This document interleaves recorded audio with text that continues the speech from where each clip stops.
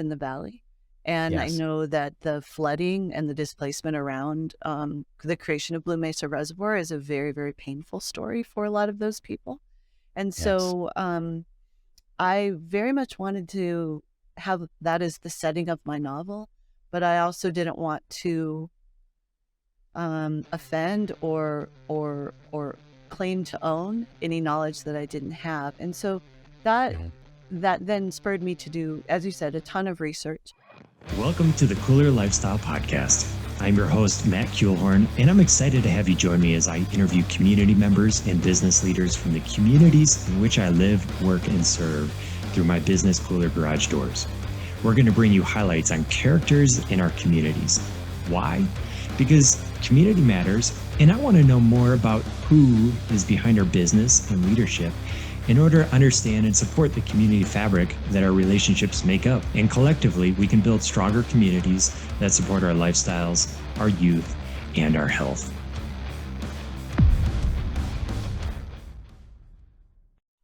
Welcome, ladies and gentlemen. This is the Koolers Lifestyle podcast. I'm your host, Matt Kuehlhorn. Today, I have Shelley Read as our guest, author, friend.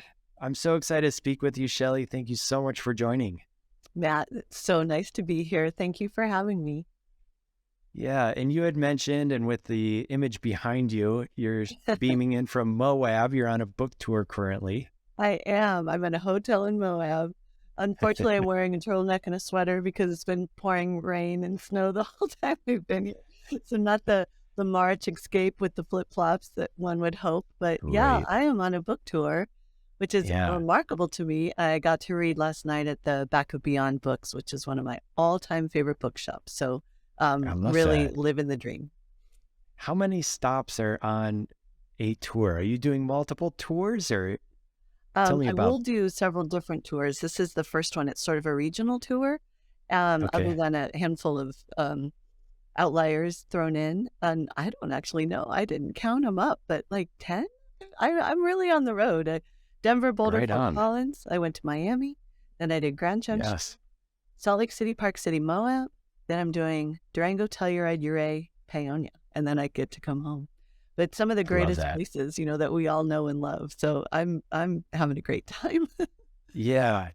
And your novel has hit a chord, and you've gotten just boosted into knowing, right? Like, people know about the novel, they know about you. You've hit something with this, and I want to get there. But first, where did you grow up? Well, as is talked about quite a bit lately since my book has hit a chord, as you said, I'm a fifth Yeah. generation Coloradoan. So I grew up in Mhm. Colorado Springs. Um, my family history, which I'll talk about in a minute, but my family history, started with homesteaders on the Eastern Plains. And then eventually when my family urbanized, they came to Colorado Springs. So I grew up with 3 generations of family in Colorado Springs. My grandparents just down in the same neighborhood, and my aunt and uncle not too far Yeah. away, and my brother Chris and my brother Scott. Your buddies with my brother Chris. We all grew up Yes. in Colorado Springs, generationally, and yeah, I still really love it there. Actually, my parents live downtown, and it's a thrill to get to go back there when I can. What do you appreciate about your family and this history, homesteading to urbanized, and what do you think is like the common thread between all the generations? What is stuck Yeah, as far as a value or? oh, I can actually answer that right away. And that's being really dedicated family people and actually really Mhm. kind of tenacious, hard workers. So my Both. great great grandparents on all sides settled in Colorado. The northeastern plains of Colorado is where my great great grandmother's family settled. They actually came west, homesteaded out there near Deer Trail, and dug into a hillside and created a sod house. And Wow. at that time, late 1800s, very wild landscape. And my word has it that my great great grandfather, then not too long after that, died out there chopping wood or doing some sort of physical labor. And it was my great great grandmother who kept the the ranch going, the farm going, and the children raised, and everybody alive. And then my great grandmother, who that was her childhood, I actually knew her very well. I grew up, well, I guess I should say I had 4 generations in Colorado Springs, because I actually knew my great grandparents for well into their 90s. So I heard all those stories. And then the other side of the family homesteaded in southeastern Colorado around the Trinidad, Lamar, Wiley, that area. And they also were homesteaders and ranchers and farmers, and just incredibly tenacious, hardworking, humble people. And Yeah. I think that has carried on throughout all of our generations. And I really, really value, that heritage. I've gathered a lot of strength from that. And one of our grandfathers, Furman Burns, my grandpa Furman, was an incredible storyteller, and he made sure that my family really knew these stories. So I really carry those in me. Super Oh great. my gosh. This is beautiful. I'm just seeing this common thread and how it kind of builds out to where we're at today. So you grew up in Colorado Springs, and I know you and your family are based in Crested Butte. Yeah, You're a retired professor. You spent a lot of years at Western. I did. Yeah. How did you make it from Colorado Springs into the Gunnison Valley? Oh, well, I owe my aunt and uncle a lot for that. My aunt and uncle, John and Kathy Burns, they came to Western in 1963, I think, maybe 64. I should have that right. Well before I was born. They came, they decided to come to Western, and they ended up staying. So they lived in Crested Butte in 1964, 1965, 66.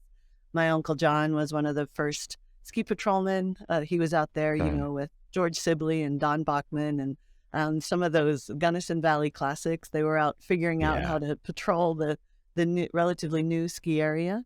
And I grew up with all of those stories as well. So I had the great gift of coming to Crested Butte when I was a brand new baby for the first time. I have no memory of coming around that corner by Round Mountain, and seeing all those mountains spread across. I love that view every time I'm away from home and I get to come back in the valley. You guys all know the corner. And then you're like, there's all the mountains.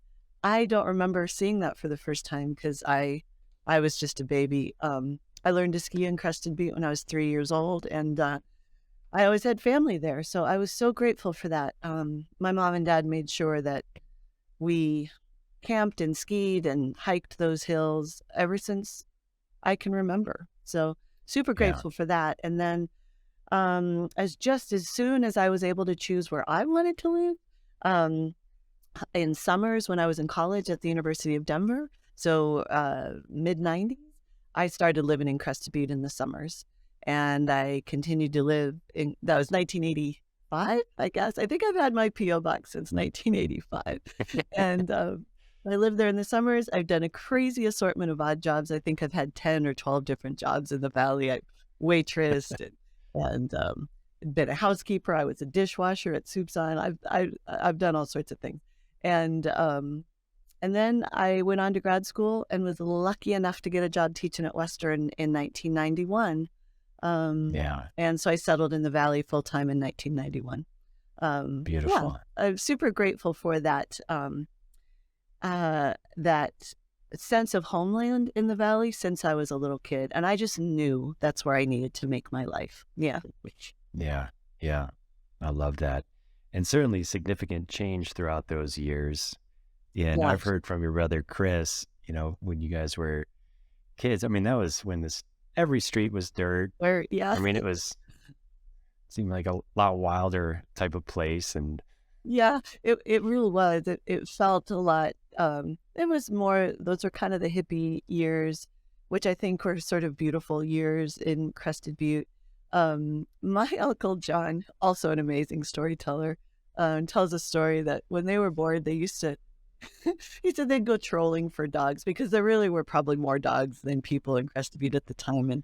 And it was all dirt roads, and they would literally get some beer, get in the back of a pickup, drive around the town of Crested Butte, trailing bones behind the car, and see how many dogs they could get to follow. Oh my God. So it's kind of this silly, wild years of Crested Butte that I remember and I loved. And also so many of the old timers, Tony Verju, Tony Michalik, a lot of the old timers were still there. And you'd walk into the Yeah. bar, into the Kitchevers, and they'd all been sitting at the bar. And I didn't know them, like, but they were all around me as a kid. And I really, really value having those mental images of like Tony Mihalich out shoveling the snow out in front of the Tony's Conoco. And I don't know, that era of Crested Butte, there's always change in any place, in any town, but that era of Crested Butte, I really, really hold dear. Yeah. Yeah.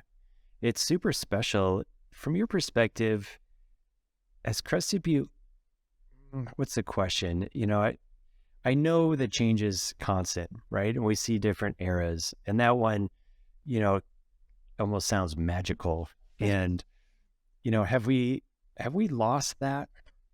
Well, I think I'm a very historical thinker. I think it's I didn't necessarily plan to write a historical novel, but it's no surprise to me that I did. I worry about our culture being ahistorical and the repercussions of that. And so I always sort of have the broader historical perspective in anywhere that I live or visit. And I feel like, those years that we're sort of romanticizing, the old timers were looking at the people in Crested Butte in the 60s and 70s thinking, oh no, what horrible changes happened. The miners were a little freaked out by the hippies. And then the next era was, the hippies were a little freaked out by the next era. We currently are maybe a little bit freaked out by the increase in the financial exclusivity of Crested Butte and some of the newcomers. I think what I've always felt about change in our valley is that change is inevitable.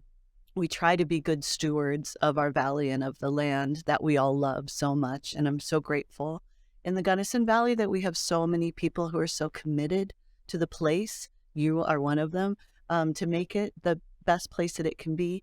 And I think that the things that we value most in the valley, which are community and love of one another and wild landscapes and the ranching heritage, education and caring for the natural world.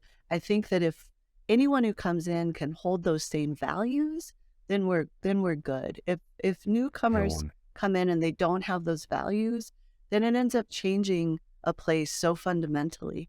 But I feel like so far so good. I'm concerned about some changes, sure, but I think we do have such a strong community in the valley, and I love that so much. Hey everybody, this is Luke from Kooler Garage Doors. Just want to take a quick second to talk about our sponsor, Sommar Garage Door Openers.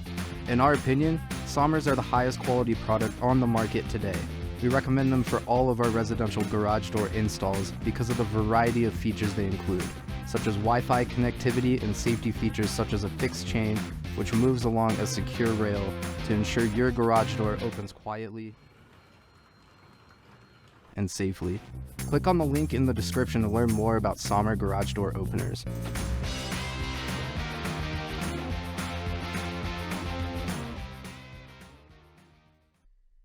Well said.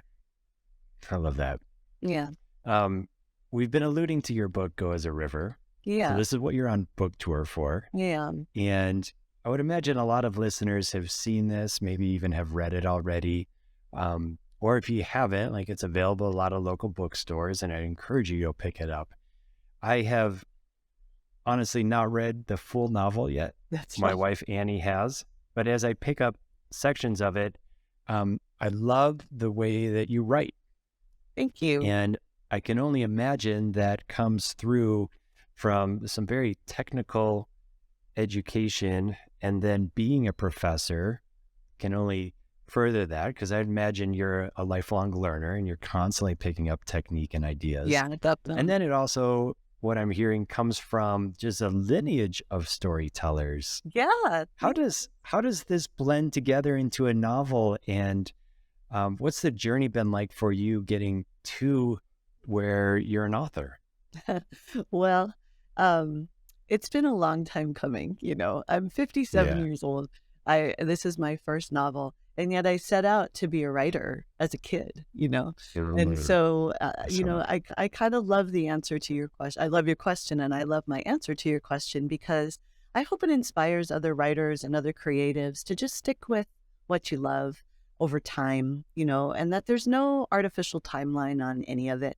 Like you said, I taught at Western for 27 years. I also taught at the University of Denver and at Temple University when I was a master's student and a PhD student. I loved teaching. I found it so meaningful.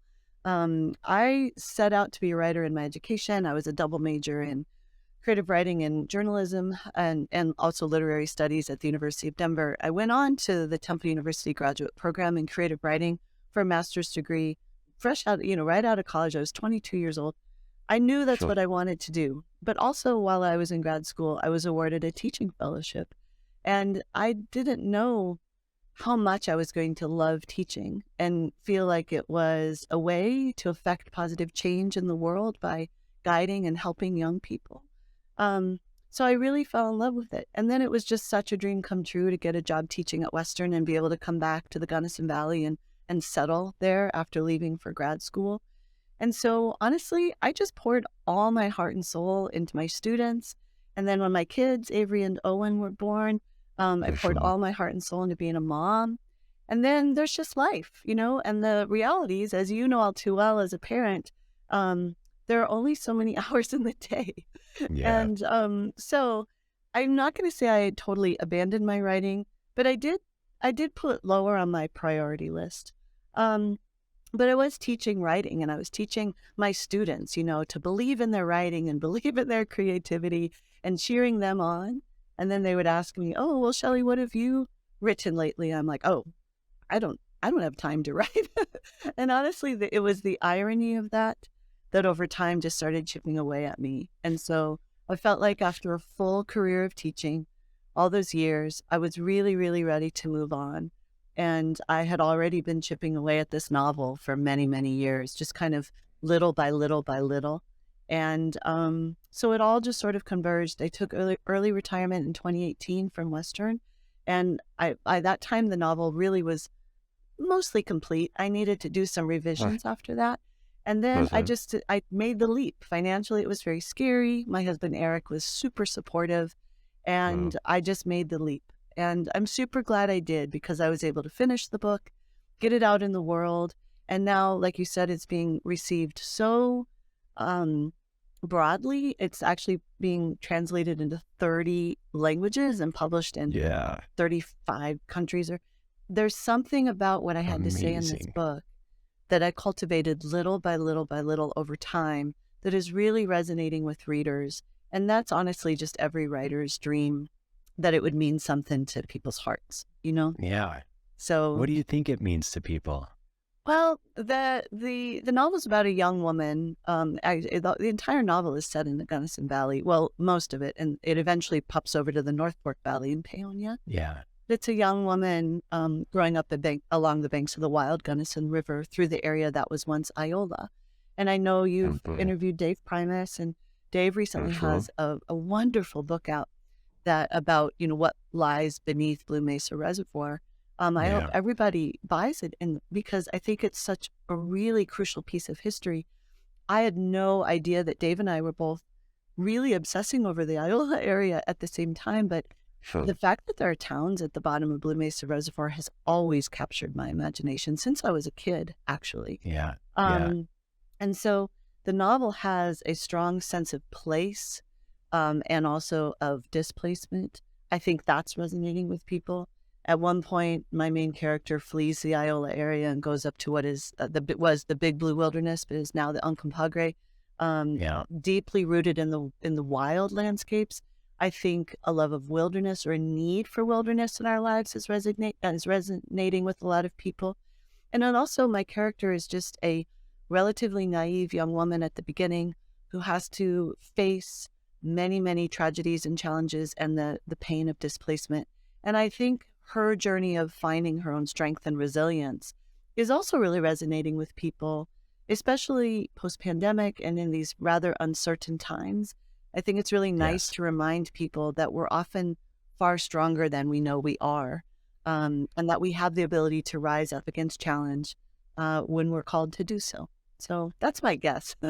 Those are my best guesses. Yeah. This is so good.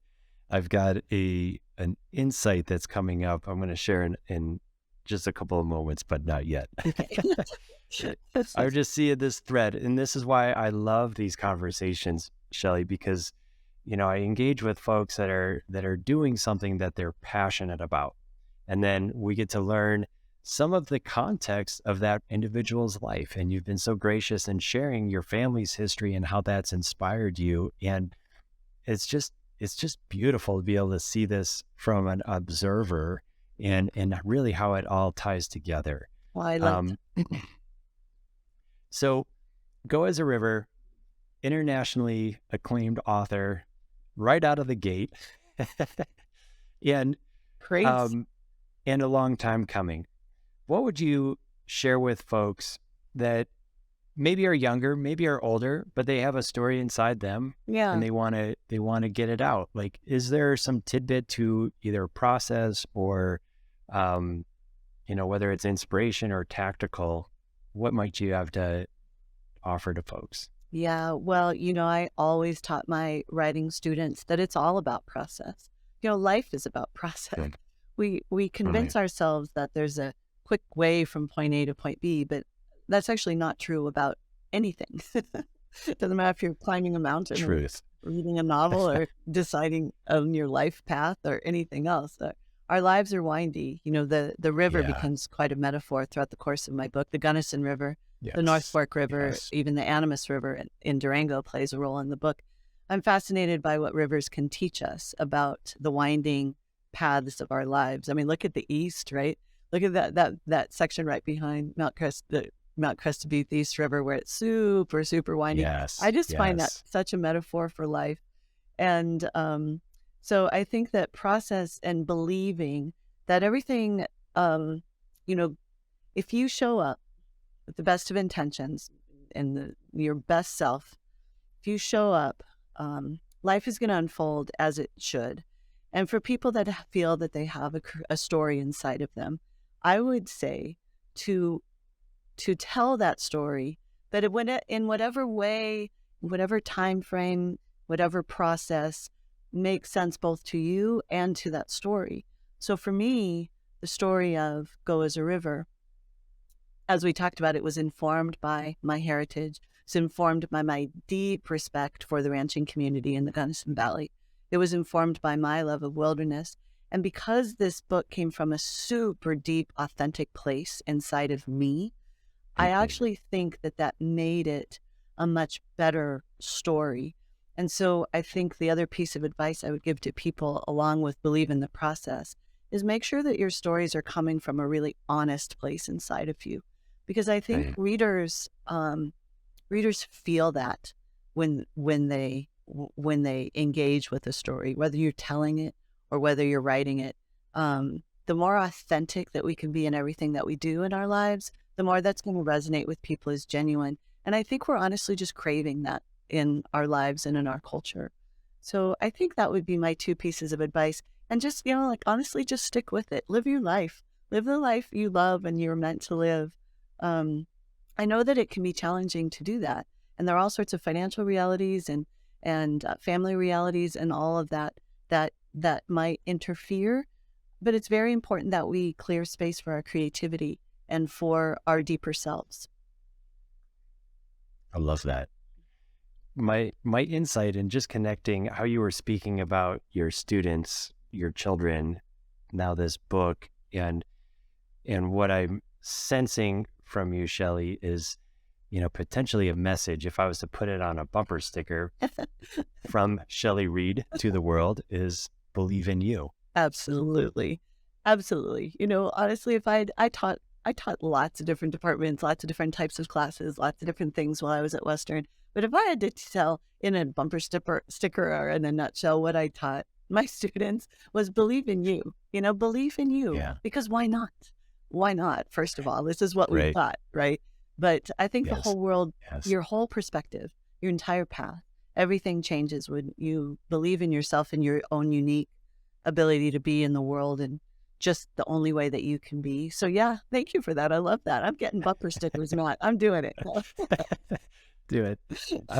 I don't want to let you go quite yet, Shelley, and I want to go back a little bit into Go as a River, because you're mentioning a lot of history. Yeah. And I can only imagine the amount of research that goes into uncovering some of these stories, because the characters are very real. Yeah. Like maybe Victoria wasn't like an actual human in that moment, but she actually was. Like it's very real. So sort of. What was the historical deep dive? I'm assuming lots of conversations and studying and speak to that a little bit. It's such a tricky thing to write a work of fiction about a real place and a real time period and a real event, like the building of Blue Mesa Dam and the flooding of the Gunnison Valley, that section of the Gunnison Valley, particularly because I know that there are former inhabitants of Iola that still live in the valley. And I know that the flooding and the displacement around the creation of Blue Mesa Reservoir is a very, very painful story for a lot of those people. And so I very much wanted to have that as the setting of my novel, but I also didn't want to offend or claim to own any knowledge that I didn't have. And so that then spurred me to do, as you said, a ton of research. I'm so grateful to have been in the Valley for so many years, 35, I don't even know, I've lost track, 30 plus years, making my home full time in the Valley. I've gathered a lot of stories along the way. I also value our story keepers, the historians in our Valley, particularly Dwayne Vandenbush and George Sibley, who are dear friends of mine, Glo Cunningham, all of these people who carry the stories and the history of the Valley and have taught me so much over lots of years. So I knew a lot of the history already, and I'd spoken with and known a lot of the stories of the displacement around Iola and Saponero and Saboya. I then did have to do quite a bit of like conventional research into the details of the damming of the river and how complicated that is, how complicated the Colorado River Compact is, 100-year-old law that's still dictating water law in the West. So there was a lot of combination of investigating landscape, history, emotions in order to try to bring this story alive. But then I also had to keep reminding myself that it is a work of fiction. And in that way, I actually have a lot of creative license to create scenarios and stories and circumstances that weren't actually true for the real Iola. And I hope that ends up being okay for the people who remember the real Iola, because it is a work of fiction. And I had to feel confident in my ability to tell Victoria's story as opposed to the story of anyone who actually lived in Iola. Yeah. It's amazing. It opens in 1948 and it follows her journey until 1971. So it's sort of that era and some flashbacks to the World War II era. It's kind of bookended by World War II and the Vietnam era. And I have a few things to say about war and about notions of progress. I also have an Indigenous character because I certainly could not tell a story about the displacement in the American West without at least without including on some level the Indigenous experience and the pain of the generational displacement there. But I also knew that wasn't really my story to tell. And so I only tell that story through the lens of the character of Victoria. So there are lots and lots of layers that are fictional, but again, like you said, based in reality. It was a little tricky, honestly. It was a tricky story to write in that way. Yeah. Yeah, I get that. Very interesting process. Are there other novels that are inside you waiting to come out? Most definitely. Now that I'm on this role and I have some space cleared for the first time in my life, I actually do really get to honor myself as a writer, and that has now become my job, which is just a dream come true for that little 7-year-old Shelley who set out to be a writer, I am working hypothetically at least on a second novel. Right now I'm very, very busy with this one. I'm finishing up this book tour that I'm on my way to Europe for 6 weeks to do a book tour there, and it's all just so exciting and so amazing. But I do have this next novel percolating in my brain. And I'm actually Cool. really looking forward to when things quiet down and I can just sit down and write it. I've never actually just sat down and written a novel before. This one, was just little by little by little by little over a span of 10 or 12 years. My new one, I'm Yeah. going to need to actually just sit down and write it. So that'll actually be a new experience for me. Yeah. I don't know if I know Yeah. how, but I'll figure it out. Next level. Next Yeah. level. Yes. Yes. Beautiful. For folks listening, where can we find Go as a River, and where can we follow you and your journey? How do we learn about next book tours and events and stops? And is there Yeah. social media, websites, kind of stuff? Thank you for that. My book is literally everywhere books are sold. I keep getting Yeah. great photos from friends who find it in airport bookshops all over the country, and they Love that. or some Yes. tiny little bookshop in some rural area in Georgia or whatever. My book has been, I'm so grateful to say, really embraced by independent bookshops, as well as there's a special Barnes & Noble edition. It's on Amazon. Obviously, I always encourage people to buy from independent bookshops, especially there in our own valley at Abracadabra or at Townie Books. But it is literally everywhere that books are sold. It looks like this. It has a peach on the cover, which Yes. you'll figure out why once you read the book. And you can get it absolutely anywhere. And I'm at shelleyread.com for my website. And I did have to make the leap and join social media for the first time in You my did. life. And I'm actually really enjoying it. I'm on Instagram at shelleyread.author.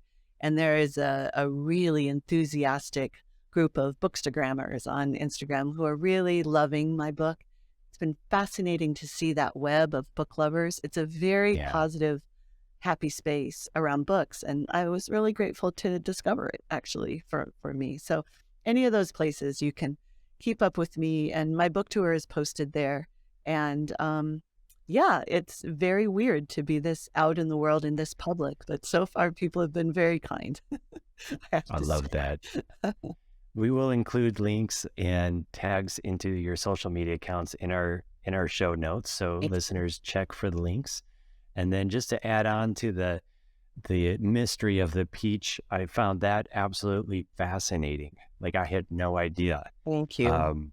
So I'll just add to that for encouraging folks to read and find out that story. Yeah, I'll make a and how that plug for connects. The peach farmers of the North Fork Valley were incredibly helpful to me. Very, very, very kind. I interviewed so many of them to really understanding peach farming over in the Paonia-Hotchkiss area. So I'll make a plug for them that we do grow these amazing peaches on the western slope of Colorado. And man, are those ancestral and generational peach farmers kind and amazing people. Really. Yeah. So I'll just end with throwing that out because it's a really special thing that we have here at the Western Slope with our peaches. I don't want to ever take that for granted again. It's great.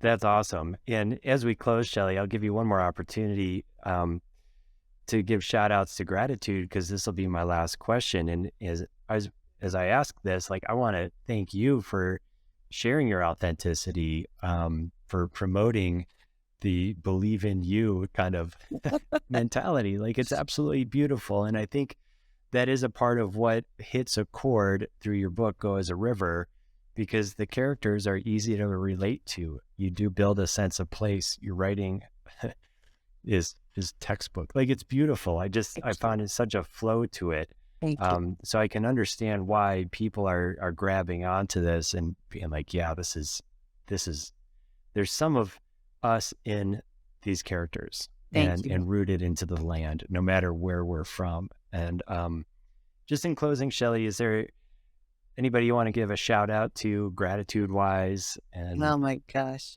it's a long list. Let me tell you, it is a long list.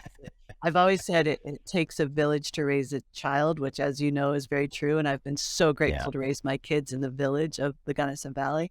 But it takes a village to get a book in the world. Let me tell you, and I have had so many people so behind me. But number one has got to be my husband, Eric Forsyth. You guys all know him. He's a gem, and he has been behind me all the way. And my kids, Avery and Owen, and my family, and my brother, Chris. my family, like I said to begin this conversation, so we'll bring it full circle.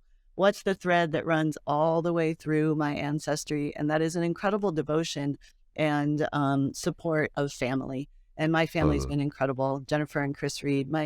My family has cheered me on every step of the way, and that's where I'm going to place my greatest gratitude, as well as, like you said, the community of the Gunnison Valley. I love you.